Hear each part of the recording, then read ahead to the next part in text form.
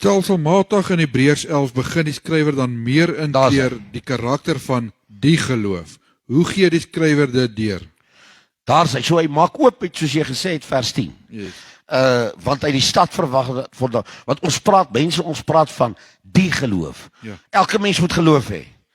Of ateïs of kerklike oukie, want jy moet geloof hê, om net asem te haal. Kom ons noem dit so. Die geloof is 'n bo-natuurlike wêreld wat wêrelde verskuif. En nou het ons vers 10 gedoen, nou gaan hy's nie meer skaam, of hy was toch, die skrywer van Hebreërs sou nooit 'n skaam man gewees het nie. Ja. Hy wil nou hê, ons moet verstaan van die geloof. So vers 13, ek dink as Hebreërs 11 vers 13. 13 tot 15, ja. Daar sê, is dit hoe hy daar sê? Ja.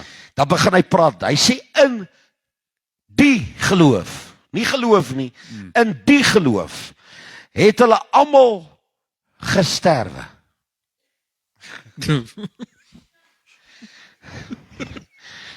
Halleluja. In die geloof het hulle almal gesterwe. Jy lag nou, hoor nou. Nou gaan nie. In die geloof het hulle almal gesterwe sonder om die beloftes te verkry. En dis gewoonlik hier waar hulle vir my kwaad raak. Ek weet al klaar. Jy kan dit nie by my kom preekie, pastoor. My mense gaan almal hulle self daar by die Apiesrivier ingooi. En in die geloof het hulle almal gesterwe. Hy's nou dood. Ja. Sonder om die belofte te verkry. Maar nou kom ons vers 10. Jy het hom nou daar genoem. Vat hy verder, want die skrywer is nie skaam nie, hy's nie Judas nie. Hy gaan nie Christus verraai nie. Ja. Hy gaan nie dit wat Christus en die stad en dit wat vir ons toeberei is, soos Judas, hy's nie Judas nie. Dis die Judas wat hy geskryf het nie.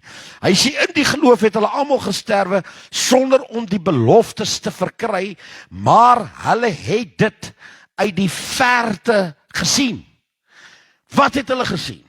Hulle het dit uit die verte gesien en hulle het dit geglo en begroet. Dis wat Abraham gesien het. Ja. Hulle het dit geglo, dis wat hulle geglo het. Hulle het dit so geglo, hulle het vir hom gegroet.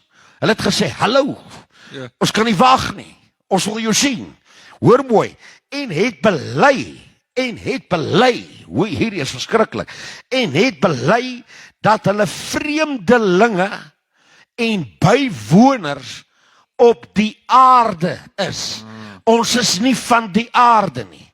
Ek het op 'n manier deur my maai ingekom, maar met my wedergeboorte het my identiteit verander. Yes. Ek het geïmmigreer. My immigrasie, dis nie vlugtelingstatus nie. Ek kwalifiseer vir 'n immigrasie gedeelte wat in die supernatural world, die bo-natuurlike wêreld nou is. Dis hoekom hy dit sê.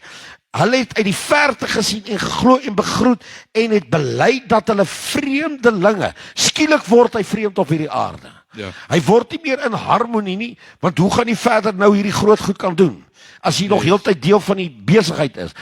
Hulle word skielik bywoners. Eens was dit ons plek, eens was dit ons dorp, eens was dit ons land. Ja. En skielik gebeur iets met my en ek kom agter soos Abraham. Dis hoekom hy kon move, hy kon trek.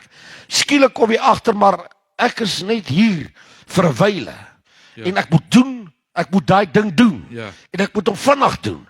Ek moet hom reg doen, want ek sien 'n ding in die verte.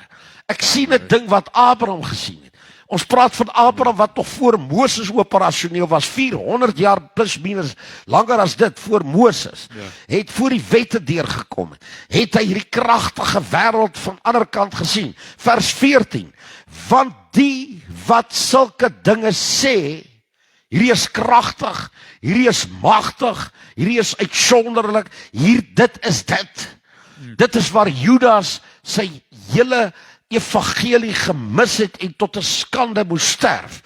Want Hebreërs skryf in 11 vers 14, want die wat sulke dinge sê, al noem jy dit net, begin jy al klaar die radwerke van die heerlikheid van God in aksie kry in die geloof. Want die wat sulke dinge sê, verklaar dat hulle 'n vaderland soek. 'n vaderland soek. Ek soek nie net nou my gerief en gemak en ons as die ANC net hier kan uit. Ag Here, tog. Hulle besteel ons kaal. Ag, al sit hulle al die geld weer terug wat hulle gesteel het, gaan dit niks aan jou lewetjie verander nie. Jy gaan nog steeds jou joppie moet doen, in die oggende uitgaan en doen, en ja, gaan niks met jou. Dan weet ons het 'n goeie staat en regering. We must take over this business. Jy gaan nog steeds in die oggend met breakfast eet, eiertjies bak, 'n stukkie bacon eet, 8 uur in die spitsverkeer gaan sit, jou ding gaan doen. Jy gaan nie die staat gaan nie uitkom en vir jou 'n klomp geld gee in jou skoot. Al is dit wie en vir jou sê tree af op 25 of 30 jaar oud, kry kinders, daar's huise en jou straat is Goudstraat.